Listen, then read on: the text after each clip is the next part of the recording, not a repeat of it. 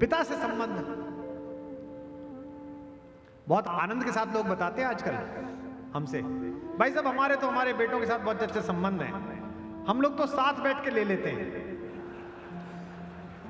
मतलब कितना महान काम करते हैं आप। आपके नाम की तो मैं 2 डुबकी लगा के आऊंगा प्रयाग में।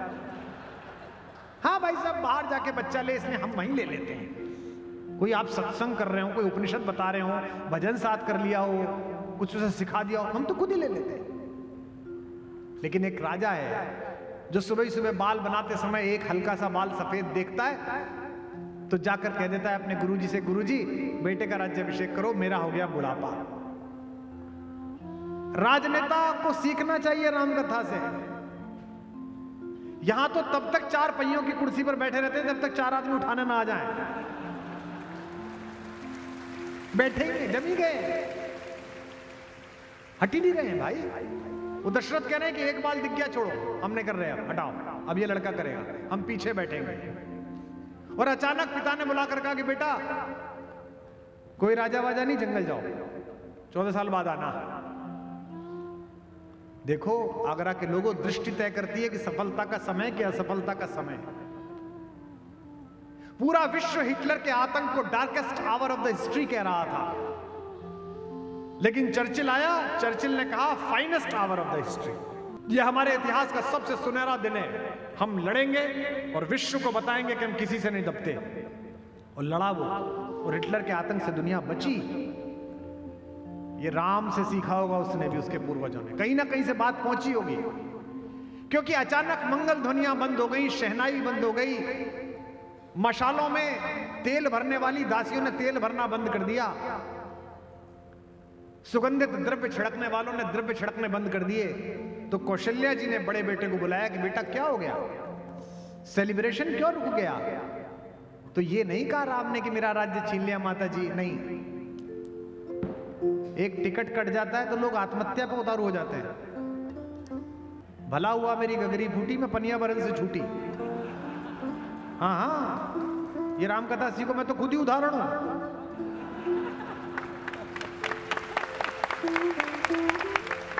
क्योंकि महाभारत पढ़ के ही मैंने सीखा कि मित्र अगर दुर्योधन निकल जाए तो कर्ण की तरह उसके रथ पे मत बैठे रहो, उतर के भागो, क्योंकि ये खुद तो मरेगा ही,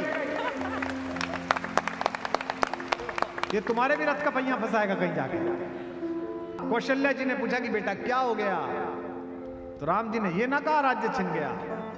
राम ने प्रसन्न तो होकर कहा माता, पिताजी ने मुझे जंगल का राज्य दे दिया, पिता दीन मोहि कानन।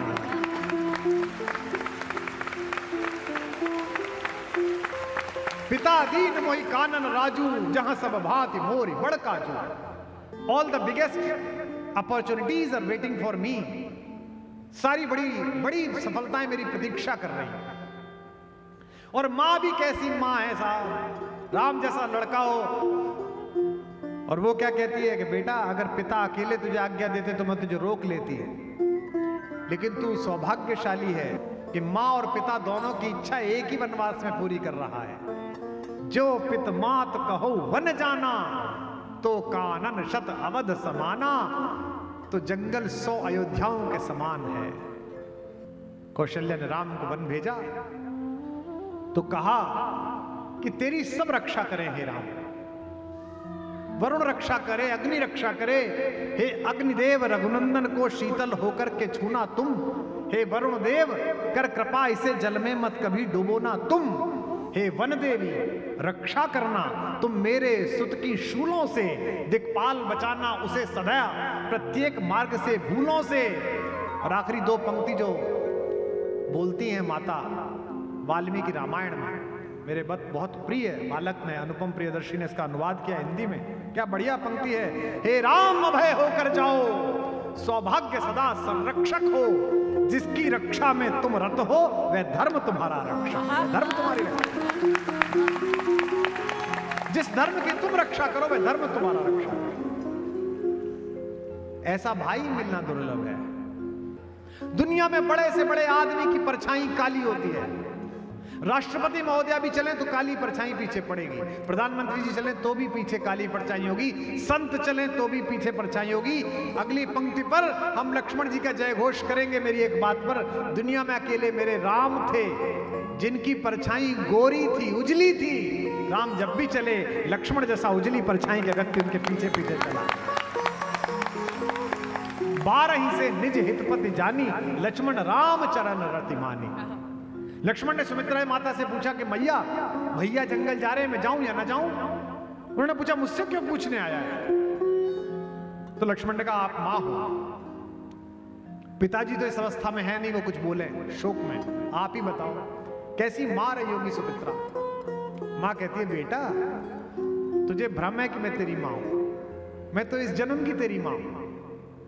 तेरी मां तो सीता है, तात तुम्हार मात वैदेही, पिता राम सब भांति स्नेही। और तुम्हारे पिता तो राम हैं। तो कहता है अयोध्या रहूं कि जंगल जाऊं? तो मां क्या कहती है सुमित्रा, अवध तहां जहां राम निवासु। अयोध्या नहीं है, तहां ही दिवस जहां भानु प्रकाशु। जहां सूरज उगता है वहां दिन कहलाता है, जहां राम रहता है वहां अयोध्या कहलाता है। अयोध्या अलग हो। अपने बेटे से कोई मां कह सकती है कि जो पे राम सिया वन जाही, अवध तुम्हार काम को चुनाई। अयोध्या में तेरा काम नहीं है कुछ भी। यदि बांका बाल हुआ भी तो होगा भाई की सेवा में। बेटा अगर तुझे कष्ट भी आया तो किस लिए आएगा? भैया की सेवा कर रहा था, क्या गलत बात है? यदि बांका बाल हुआ भी तो होगा भाई की सेवा में, लग जाए प्राण की बाजी तो श्री रघुराई की सेवा में। देखना लाल मेरे हो तुम, अगर मेरा बेटा है तो सत पे सदा अड़े रहना। 14 वर्षों की सेवा में वीरों की भांति खड़े रहना। किंचित भी पीछे हटे लाल तो क्षत्रिय धर्म मिटा दोगे। कर्तव्य मार्ग से डिगे अगर तो मां का दूध लजा दोगे। और अगली 2 पंक्तियां, जाओ प्रसन्न रखो उनको, जाओ प्रसन्न रखो उनको जो मुद मंगल के दाता हैं। अब पिता तुम्हारे रामचंद्र, अब सिया तुम्हारी माता। बोल सुमित्रा मैया की। ऐसी मां ढूंढनी मुश्किल है। इसी चित्रकूट में घास फूस की बनी हुई झोपड़ी में जब भगवान सोए हैं, अंदर माता सोई हैं, तो वहां एक शिला बनी हुई है। कभी चित्रकूट जाइए, हम जाते रहे हैं, हम और रमेश जी बांदा जाते थे चित्रकूट दर्शन करने जाते, उसे लक्ष्मण शिला कहते हैं। उसकी बनावट ऐसी है कि नीचे से कोई भी आए तो दिखाई देगा। वहां रात भर जागते हैं लक्ष्मण जी। मैथिली शरण गुप्त पूछते हैं कि ये कौन जाग रहा है कामदेव जैसा? जाग रहा यह कौन धनुर्धर, जबकि भुवन भर सोता है। भोगी कुसुमा युद्ध योगी सा बना दृष्टिगत होता है। बना हुआ है प्रहरी जिसका उस कुटीर में क्या धन है। जिसकी रक्षा में रत इसका तन है, मन है, जीवन है। तो कवि को उत्तर देता है समय कि मर्त्य लोक मालिन्य मेटने स्वामी संग जो आई है। 3 लोक की लक्ष्मी ने यह कुटी आज अपनाई है।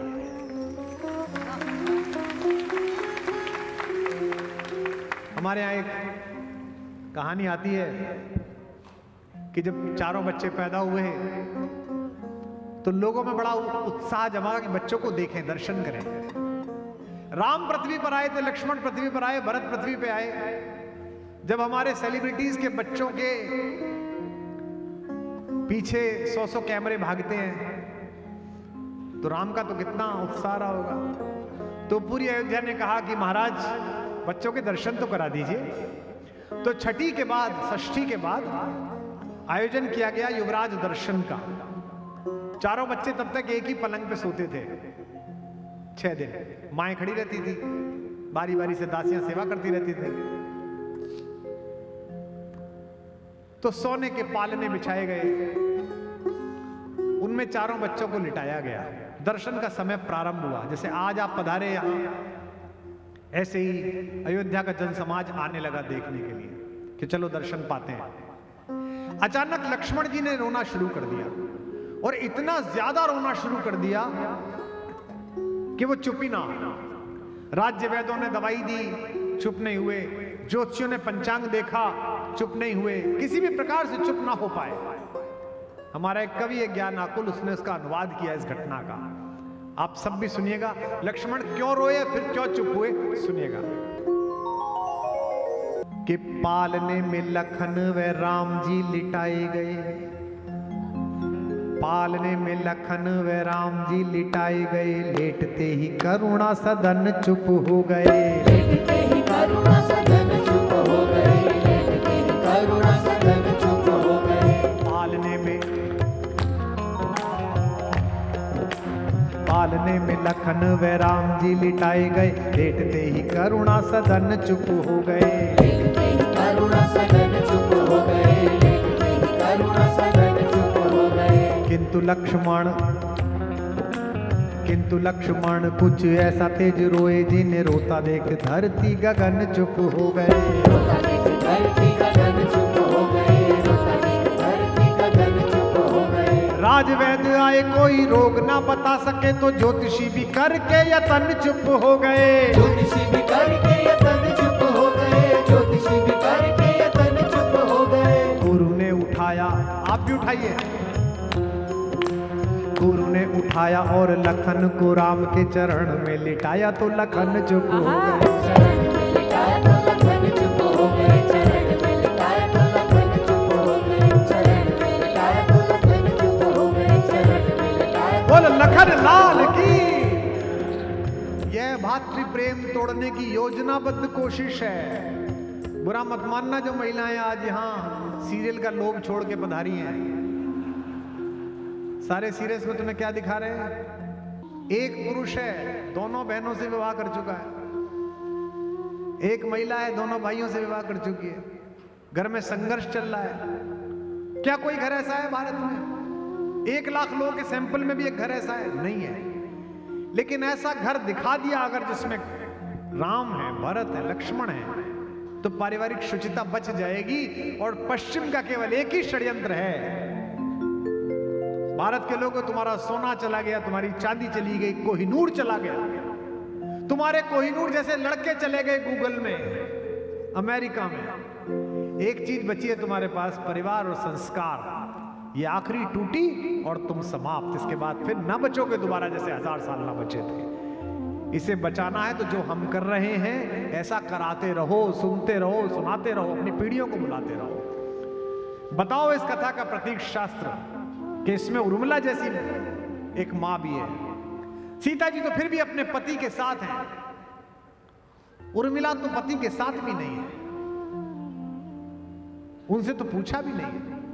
और चित्रकूट में जब उर्मिला पहुंची है तो सीता जी की कुटिया में अकेली बैठी थी।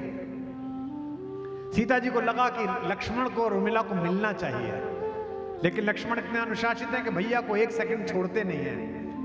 तो सीता जी ने लक्ष्मण को बुला के कहा कि लल्ला, हमारी कुटिया में फूलों की डलिया रखी है, जरा डलिया लेके आओ। जी भाभी जी। जैसे ही भाग कर गए, दरवाजा खोला, सामने उर्मिला, जिससे पूछकर भी नहीं आए थे। गुप्त जी कहते हैं कि उर्मिला को देखकर लक्ष्मण तो सकपकाए, लेकिन उर्मिला हंसने लगी, मुस्कुराने लगी। और जो उर्मिला ने बात कही वो कैसी है? वो केवल सीता की बहन ही कह सकती है। कहती है, मेरे उपवन के हिरण आज वनचारी, कल मेरे गार्डन में घूमने वाले हिरण आज जंगल में घूमता है। मैं बांध न लूंगी तुझे तजो भय भारी, मैं बांधूंगी नहीं, अपना भय छोड़। मैं तो देखने आई हूं कि मेरा तपस्वी कितनी तपस्या कर रहा है, अच्छा कर रहा है कि नहीं कर रहा है। ये उर्मिला है। गिर पड़े दौड़ सौमित्र प्रिया पदतल में। लक्ष्मण भी उर्मिला के चरणों में गिर उठे। और लक्ष्मण ने क्या कहा? वन में तनिक तपस्या करके बनने दो मुझको निज योग्य। तुम्हारी मेरी शादी इसलिए हो गई क्योंकि भैया की हो रही थी, और तुम बहनें थी वहां मौजूद, इसलिए हम चारों भाइयों की हो गई। अन्यथा सीता तो राम जी के योग्य हैं, उर्मिला मैं तेरे योग्य नहीं हूं, क्योंकि तू मेरी पत्नी होने के अलावा जगदम्बा की छोटी बहन भी तो है। उसको तो राम मिल गया, पर मुझे 14 साल तपस्या करके कम से कम प्रीलिम्स तो पास करने दे कि मैं भी तेरा पति कहलाने योग्य हो जाऊं। ये कहा। कैसी माएं हैं। जब हनुमान जी संजीवनी बूटी लेकर आए तो रास्ते में अयोध्या जी के ऊपर से आए तो भरत की एयरफोर्स ने देखा कि कोई अलग प्रकार की चीज जा रही है। तो फोर्स लैंडिंग कराई, नीचे उतार लिया। फोर्स लैंडिंग ही थी वो। जब पता चला कि तो हनुमान जी हैं और मूर्छा आ गई है, भरत जी व्याकुल हो गए, चिता सजाने लगे अपनी, लेकिन धैर्य धराया गया। तो सब लोग मिलने पहुंचे। 3 पात्र मिले, मैं बता रहा हूं आपको, मिले तो सब आप सोचेंगे कैसा घर रहा है जिसकी कहानी से हम अपने बच्चों को अछूता कर रहे हैं। सबसे पहले कौशल्या गई। उन्हें पता लगा कि लक्ष्मण को मूर्छा आ गई। राम की मां को राम के सेवक ने देखा, हनुमान ने देखा। कैसा भावुक पल होगा। हनुमान चरणों में लेट गए, रोने लगे। पुत्र के सेवक को, पुत्र के मित्र को पुत्र समझकर मां ने उठाया और गले लगाया कौशल्या ने, और कहा बेटा तुझे गले लगाकर ऐसे ही शांति प्राप्त हुई जैसे राम को कलेजे से लगा के होती थी, तू इतना ही पवित्र है। और कान में धीमे से एक बात कही जिससे कौशल्या जी का चरित्र पता चलता है। कौशल्या ने कहा बेटा राम से कह देना लक्ष्मण के बिना अयोध्या ना वापस आए। यह कौशल्या कह रही है। इसके बाद सुमित्रा जी मिलने गई। सुमित्रा जी के चरण छुए, उन्होंने कहा कि आप तो मेरे मित्र की मां हो मैया। रोने लगे हनुमान। फिर गले सुमित्रा जी ने लगाया और कान में पता है क्या कहा, बेटा राम से कहना लक्ष्मण के मूर्छित होने पर युद्ध ना रोके। अभी मेरा एक बेटा शत्रुघ्न और है, उसे भेज दूंगी, लेकिन सीता को वापस लेकर आए, अकेला ना आए। ऐसा घर ढूंढ सकते हो आप? जेठों के खिलाफ मन में षड्यंत्र भरने वाली बहुएं तैयार की जा रही है टीवी सीरियल से। इन्हें उर्मिला कौन सुनाएगा? उर्मिला सेब ले आई। कहा मैंने आपकी कहानी सुनी थी, आप बचपन में सूरज खा गए थे, लो सेब खाओ, हमारे बाग का है, आज का मीठा है, अभी लाई हूं, दूध पी लो। दूध भी आप बहुत पीते हो, केसर का दूध पसंद है आपको, केसर घोल के लाई हूं। तो हनुमान जी को शंका हुई। हनुमान जी ने कहा भैया एक बात पूछूं, ऐसा लग ही नहीं रहा कि आपके पति को मूर्छा आई है। आप तो उछलती कूदती फिर रही हो, कभी सेब ला रही हो, कभी कुछ। आपको तो कहना चाहिए था हनुमान जल्दी जा, पति के प्राण संकट में। तो उर्मिला ने कहा भैया आपसे किसने कह दिया मेरे पति के प्राण संकट? हनुमान ने कहा मैं बेकारी भागा। सुषेण वैद्य ने कहा कि बचेंगे नहीं, सुबह तक संजीवनी नहीं आई। तो उर्मिला ने कहा अरे आप समझते नहीं हो, आप बोले हो, आपको पता ही नहीं है, उनके प्राण कोई संकट में नहीं है। हनुमान ने कहा माता आपको पता नहीं है, मैं नहीं गया तो सुबह मृत्यु हो जाएगी उनकी। उर्मिला ने जो बोला वो एक बहू का जेठ पर भरोसा है। उर्मिला ने कहा भैया अगर आपको भरोसा ना हो तो महीने भर वहां रुक के देख लो, यहां उन्हें कुछ नहीं होगा, क्योंकि जिसकी गोद में वो लेटे हुए हैं वहां से यमराज छोड़ो महाकाल नहीं ले जा सकता उनको जहां। कैसी बात करते हो हनुमान जी? जिसका नाम जम्हाई में आदमी ले ले तो उस रात बच जाता है, जम्हाई में राम कहे तो सुबह जिंदा बचता है। वो जिसकी गोद में लेटा हुआ है वहां से यमराज ले जाएगा? जाने नहीं आप अभी अपने भगवान। हनुमान ने कहा हाँ मैंने सोचा ही नहीं, फिर वो लेटे क्यों हुए वहां? उसने कहा वो आप नहीं जानोगे, पति मेरा है ना, बहुत शैतान है। 14 साल बहुत भैया ने सेवा कराई है, टिटोली सोजी है, भैया की गोद में सेवा का आनंद ले रहे हैं, थोड़ी देर के लेटना चाह रहे हैं, इसलिए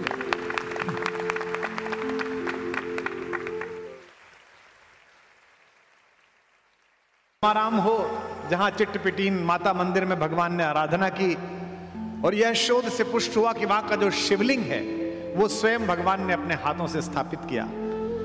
बस्तर के लोगों अपने सौभाग्य पर हर्ष प्रदर्शन करिए कि भगवान शंकर को अपना परम आराध्य मानने वाले मेरे राम और राम को परम आराध्य मानने वाले शंकर जी ने, राम जी ने अगर भगवान की पूजा की शंकर जी की, तो पूरी पृथ्वी पर केवल 2 ही जगह उनके हाथों के स्थापित शिवलिंग हैं। एक लंका के अधिपति को पराजित करने से पहले रामेश्वरम में जिस शिवलिंग की स्थापना की थी, और दूसरी आपके यहाँ रामाराम में जिन्होंने शिवलिंग स्थापित किया था रामपाल में। आप सौभाग्यशाली हैं।